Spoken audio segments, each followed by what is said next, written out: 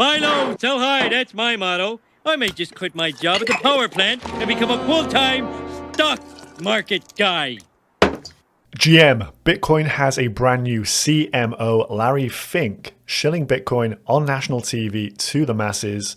So let's jump into this one, break down exactly what he said. We got some epic sound bites here. If you enjoy this one, make sure you subscribe to the channel. So yesterday on Fox Business, we had Larry Fink doing a live segment, 18-minute long interview. We're going to do a breakdown of it in just a moment. But as you can see from the Bitcoin chart here, it looks like someone's put the pumpamentals out there and really sent this thing towards Valhalla. We're getting closer to his return, and the closer we get to him, the faster things are going to happen. The faster the healings, the faster the deliverance, the faster... So the anointment of Larry Fink somewhere down here, Bitcoin was looking a little bit shaky. We had a pullback to 30,200. Well, early this morning, we're starting to see a bit of follow through here, breaking out through the mid-level 30.7K and then tapping new highs, in fact, 31.5K. Bit of a pullback here, but nothing catastrophic at this moment in time. Not going to count our chickens just yet, but Bitcoin above 31K looks very good and promising for a push up. So people getting very excited about this. Larry Fink live on TV, shilling Bitcoin as the new CMO, Chief Marketing Officer, and even Michael Saylor with the retweet here. So let's listen to this first soundbite to see why everyone's so bullish on the Finkster. And also, I do believe the role of crypto is it's digitizing gold in many ways.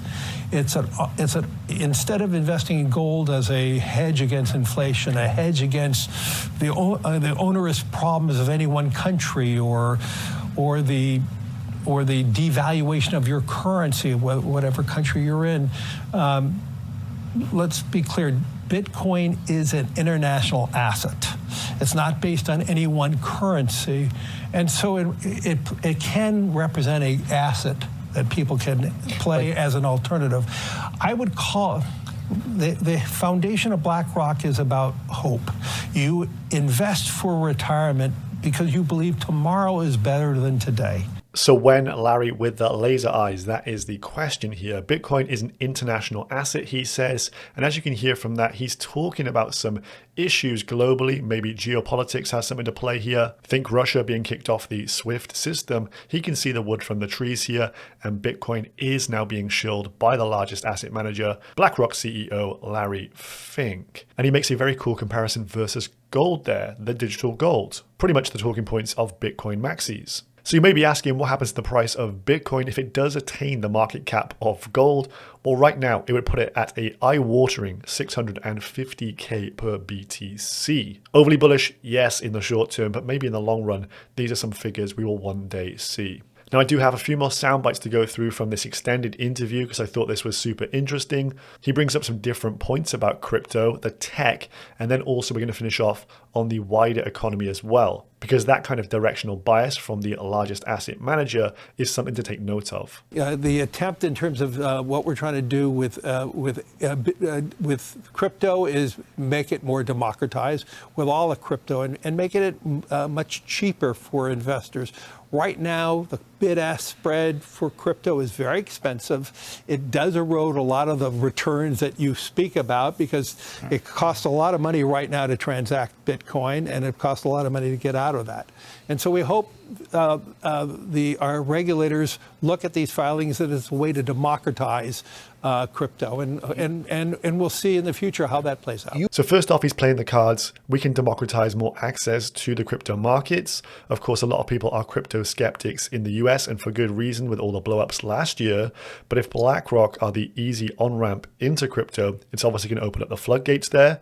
And then secondly, he's talking about the ETF application, and he talks about working with the regulators. They bring up his record, 675 approvals to 1 rejection. Pretty outstanding stuff. But let's move on to another clip here where he shills blockchain as good tech. I don't see the utility in the underlying technology. Because you're a moron. And isn't that bad?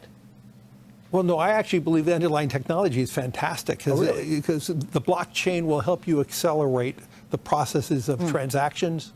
The blockchain will help you. When ETH ETF is the first thing that pops to mind when he talks about this good tech here. identify. I mean, let's be clear. If you have a pure blockchain and you have knowledge of who the buyers and sellers are, we could then, we don't need custodians anymore. Okay.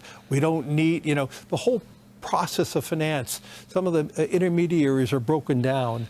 And so this is why we're all studying. There, but we're not there. We're not close to there. Well, but it's an advancement of technology. So as he says, it's an advancement of technology. He understands this is going to be embraced by finance, and he wants to be a fairly early adopter to this train. We'll move on to some more economic data in this next point. So in this bit, he's talking about the wider markets, the banking and infrastructure in the US. It's not the big banks. And more importantly, the economy is really strong now and getting stronger. It's not getting weaker. We have the 3 large stimulus packages that were enacted over the last year, the Infrastructure Act, the CHIPS Act, and the IRA. It's all just starting the J curve. This is going to, and it was $1 trillion over many years, of stimulus. It's just entering the economy. Some say it's been too much. Yes, but it's entering the economy the same time. Where are we in the cycle of spending that? Do you know? Halfway, 3/4? 5%. Whoa! That's it. We're just starting, Charlie. This is just happening. And so think about how many jobs it takes to rebuild airports and freeways and ports. The job demand from these acts is going to be enormous.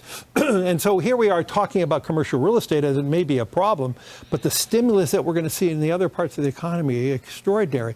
And owning companies that are involved in the rebuilding of our infrastructure, these are going to be good long-term holds. So again, a man whose job it is to have the crystal ball and see where the markets are heading and to see if we are in a contraction phase or looking towards early expansion here.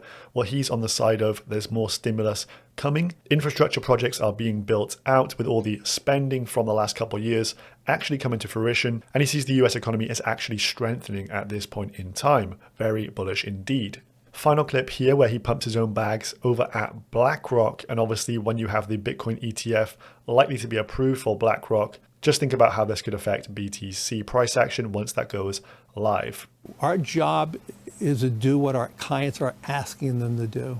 And we do a very good job. And despite all the narrative last year, we were awarded over $400 billion in net new assets. Yeah, you guys have $9 trillion now, right? Over $9 trillion. Yeah, no one's holding Modest. a gun to their head. No, but our clients are coming to BlackRock more today than ever in the history. So despite all the narrative, because we're a fiduciary, we do what our clients are asking them, and we have good performance, and we've been right on market calls. And, well, that's true. And So they're right on their market calls. People in times of, being scared about the economic uncertainty are coming to BlackRock more and more for them to manage their money. So as they approve a Bitcoin ETF, people are going to see that as the green light. And I think there's going to be huge inflows as a result. This is very bullish from Sir Larry Fink. Now, a little bit more on the liquidity out there right now. This is Zoltan Pozar's alt account on Twitter, Concordonomics, well worth a follow if you are not following. This tweet thread is like 35 tweets long, so I won't go through it all. But in terms of liquidity, he says, after neutralizing trillions in excess liquidity, the Fed's shock absorber has begun to decompress, and $2 trillion stored in the RRPs is trying to re-enter the banking system, further threatening the US central bank's tightening stance. The TLDR summarized in the last 4 tweets here. Let's quickly read through for you. Fast forward to today, a combination of the Fed flooding the system with reserves and the Treasury slowing its issuance of government debt while drawing down its TGA from record highs has formed an excess cash pool of $2 trillion, which resides in the Fed's shock absorber. The Fed's RRP balance, though, has begun a prolonged struggle to return to zero. The recent speculative investor spree is likely the start, driving money out of MMFs, that is money market funds, and into the banking system, removing the need for MMFs to lend to the Fed via the RRPs, yet the banking system cannot accommodate all that money. If too much excess cash leaves the RRP in search of higher returns and outweighs other dynamics such as QT, authorities could be compelled to re-exempt the SLR, allowing banks to absorb more reserves and deposits, more money in the system. Relieving banks of balance sheet constraints will likely be perceived by the markets as yet another variety of stealth, not QE. Nudge, nudge, it's QE. Working against the Fed's supposed tightening. The Fed's plumbing dilemma could be another stealth QE boost for the markets, one that could be about to transpire. Aligning here with some of the thoughts there from Larry Fink. Very interesting. So Bitcoin is up again today. Biggest winners here over the last few hours. We got the likes of Solana, some dinosaurs, BSV, Bitcoin Cash, and we've got the likes of Maker and Compound down there. And of course, everyone's favorite meme, Pepe, as well. Quick final check in here on the fear and greed. We were too greedy yesterday, then we started to sell off, and so a little bit of a reset in terms of sentiment, now down to 56. Hopefully this can stay low whilst prices push high. That is the divergence you want to see for bullish continuation. I hope you enjoyed this one from the Finkster. See you in the next one. Peace.